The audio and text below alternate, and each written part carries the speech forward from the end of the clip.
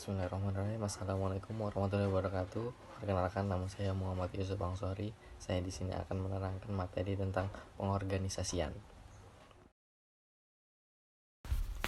Pengertian organisasi berasal dari istilah Yunani ornom dan istilah lain organum yang dapat berarti alat, bagian, anggota badan. Beberapa penulis menemukan bahwa ada 3 ciri dari suatu organisasi, yaitu 1. Adanya sekelompok orang. 2. Antara hubungan dalam suatu kerjasama yang harmonis. 3. Kerjasama didasarkan atas hak, kewajiban, atau tanggung jawab masing-masing orang untuk mencapai tujuan. Organisasi dapat didefinisikan sebagai berikut. Organisasi dalam arti badan adalah sekelompok orang yang bekerja sama untuk mencapai suatu atau beberapa tujuan tertentu.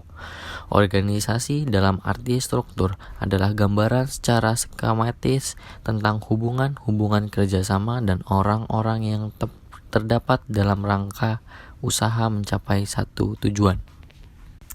Organisasi statis, organisasi atau wadah di mana administrasi atau manajemen yang dijalankan atau dilaksanakan ini dapat berbentuk struktur organisasi. Organisasi dinamis merupakan perubahan atau gerak yang terjadi dalam organisasi tersebut secara terus-menerus atau proses manajemen, di mana fungsi-fungsi manajemen diterapkan atau dilaksanakan.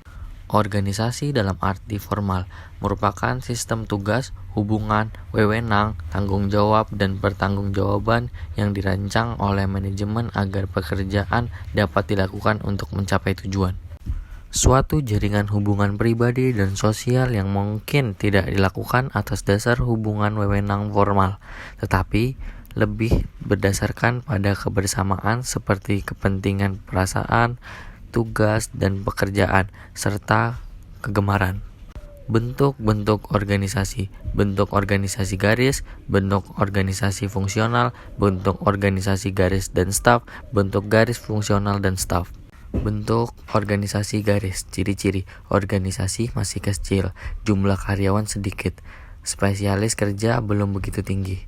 Kebaikan: kesatuan komandan terjamin dengan baik karena pemimpin berada di atas satu tangan.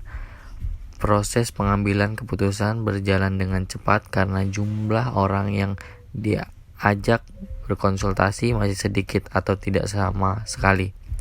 Rasa solidaritas di antara karyawan umum tinggi karena saling mengenal. Keburukan: seluruh organisasi terlalu bergantung kepada satu orang, sehingga kalau seorang itu tidak mampu, seluruh organisasi akan terancam kehancuran. Adanya kecenderungan pimpinan bertindak otoritaris. Kesempatan karyawan untuk berkembang terbatas. Bentuk organisasi fungsional. Kebaikan: pembidangan tugas jelas, spesialisasi karyawan dapat dikembangkan dan digunakan semaksimal mungkin. Digunakan tenaga ahli dalam berbagai bidang sesuai dengan fungsi-fungsinya.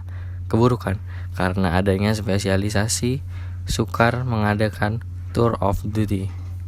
Para karyawan telah mematikan bidangnya sehingga sukar dilaksanakan koordinasi. Bentuk organisasi garis dan staf. Ciri-ciri dianut oleh organisasi besar, daerah kerjanya luas, mempunyai bidang-bidang tugas yang beraneka ragam, jumlah karyawan banyak, terdapat satu atau lebih tenaga staf. Staf ialah orang yang ahli dalam bidang tertentu, yang tugasnya memberi nasihat dan saran dalam bidangnya kepada pejabat pimpinan dalam suatu organisasi. Kebaikan: dapat digunakan oleh setiap organisasi besar atau apapun tujuannya, betapapun luasnya dan betapapun kompleks suasana organisasinya. Pengambilan keputusan yang sehat lebih mudah dapat diambil karena adanya staf ahli. Pewujudan: the ring man in the ring place lebih mudah dilaksanakan. Keburukan: karena karyawan tidak lagi saling mengenal, solidaritas sukar diharapkan. Karena rumit dan kompleks susunan organisasi, koordinasi kadang-kadang sukar diterapkan. Bentuk organisasi staf dan fungsional. Bentuk organisasi staf dan fungsional merupakan kombinasi dari bentuk organisasi fungsional dan bentuk organisasi garis dan staf. Kebaikan dan keburukan dari bentuk organisasi ini adalah sama dengan kebaikan dan keburukan dari bentuk organisasi yang dikombinasikan. Prinsip-prinsip organisasi. Perumusan tujuan yang jelas. Tujuan akan berperan sebagai berikut. Pedoman ke arah mana organisasi itu akan dibawa, landasan bagi organisasi yang bersangkutan, menentukan macam-macam aktivitas yang akan dilakukan, menentukan program, prosedur, KISMI atau koordinasi, integrasi, simplikasi, sinkronisasi, dan mekanisasi. Pembagian kerja. Pembagian kerja atas dasar wilayah atau teritorial, pembagian kerja atas dasar jenis benda yang diproduksi, pembagian atas dasar langganan yang dilayani, pembagian kerja atas dasar fungsi, pembagian kerja atas dasar waktu. Delegasi kekuasaan. Proses delegasi harus mencakup 3 unsur, yaitu delegasi tugas, delegasi kekuasaan, dan adanya pertanggungjawaban. Kekuasaan yang didelegasikan harus diberikan kepada orang yang tepat. Mendelegasi kepada orang harus dibarengi dengan pemberian motivasi. Pejabat yang mendelegasi kekuasaan harus membimbing dan mengawasi orang yang menerima delegasi wewenang. Manfaat dari delegasi adalah pimpinan dapat memusatkan perhatiannya kepada pekerjaan. Keputusan dapat diambil dengan cepat pada unit yang tepat. Tanggung jawab bawahan dapat dimotivasi sehingga tidak perlu lagi menunggu perintah. Merupakan salah satu cara mendidik bawahan dalam mengembangkan tugas dan rasa tanggung jawab yang lebih besar.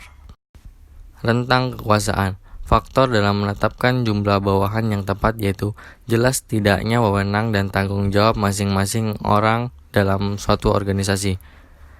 Jalinan hubungan kerja antara bawahan, kemampuan orang-orang dalam suatu organisasi, corak pekerjaan, jarak dan waktu atau tempat pekerjaan, dan lamanya pelaksanaan tugas. Tingkat-tingkat pengawasan. Berbagai tingkatan dalam organisasi. 2-3 tingkat disebut organisasi pipih. 4 tingkat disebut struktur organisasi dasar. 5 tingkat disebut struktur organisasi curam. Kesatuan perintah dan tanggung jawab. Menurut prinsip ini, seorang bawahan hanya mempunyai seorang atasan. Dari siapa ia menerima perintah kepada siapa ia memberi tanggung jawab akan pelaksanaan tugasnya. Koordinasi, usaha mengarahkan kegiatan seluruh unit-unit organisasi untuk memberikan sumbangan semaksimal mungkin bagi pencapai tujuan organisasi secara keseluruhan. Sekian materi pada hari ini, kurangnya mohon maaf. Sekian dari saya, wassalamualaikum warahmatullahi wabarakatuh.